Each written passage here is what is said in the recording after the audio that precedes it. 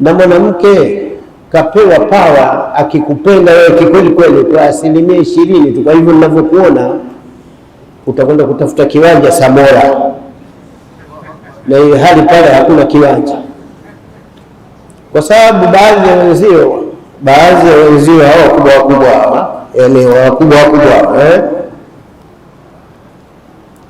washawahi kutoa ahadi kwamba inshallah nitakununulia kiwanja. Wapi? Samora. Wakati pale hakuna kiwanja pale, lakini wanawake wanajua namna ya kumpagawisha mtu mpaka mwenyewe unatoa ahadi ya bibi